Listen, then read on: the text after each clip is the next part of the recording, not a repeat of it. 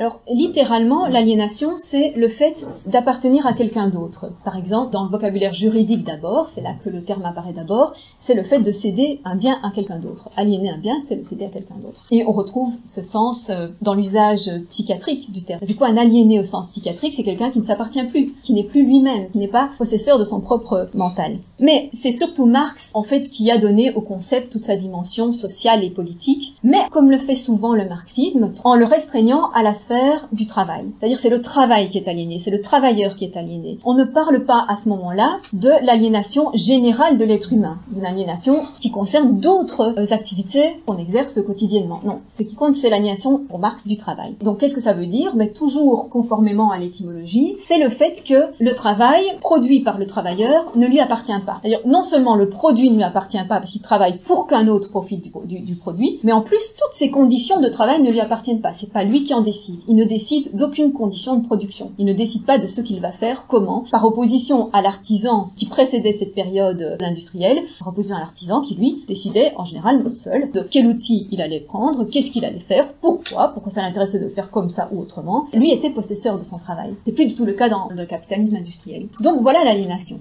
L'aliénation du travailleur, c'est le fait qu'il ne maîtrise, il ne possède rien de son travail, ni de ses conditions. De là, dans le courant du XXe siècle, on a étendu cette notion justement à d'autres aspects, et heureusement, on a cessé de considérer l'homme uniquement comme un travailleur. Y compris l'homme révolutionnaire n'est pas seulement révolutionnaire parce qu'il est un travailleur. C'est pas seulement pour se délivrer de conditions de travail insupportables qu'on fait la révolution. Il y a plein d'autres aspects qui sont à gagner et à améliorer. Et donc, dans le courant du XXe siècle, on a notamment utilisé les apports de la psychanalyse et de la critique de la vie quotidienne pour enrichir cette notion d'aliénation. Il y a bien sûr toute la notion psychanalytique d'aliénation de l'individu, c'est-à-dire qu'il faut essayer de comprendre comment peut se faire une socialisation du psychisme nouveau-né, une socialisation qui ne soit pas entièrement un formatage sans laisser aucune marge de liberté à l'individu pour développer quelque chose de propre. Donc il y a toute cette réflexion sur le fait que nécessairement l'individu est formé par les autres. Bien sûr, il ne s'agit pas de nier ça. Nécessairement l'individu, quand il n'est rien. Pour devenir un individu, il faut qu'il soit socialisé, c'est-à-dire il faut qu'il reçoive toute une série d'apports qui lui viennent d'une société, pas seulement pour sa survie, pas seulement d'indications qui lui permettent de survivre,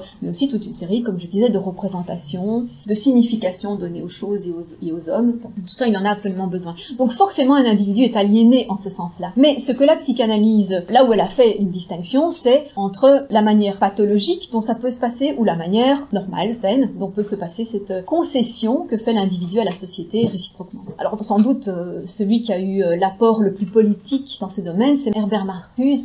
Par exemple, dans L'homme unidimensionnel, c'est un titre qui est très explicite. L'homme unidimensionnel, c'est quoi? Pourquoi unidimensionnel? Parce que la société telle que nous la vivons, celle-ci, voudrait réduire l'homme à une seule dimension, c'est la dimension de producteur-consommateur. Une petite machine à produire, à digérer, à reconsommer, etc.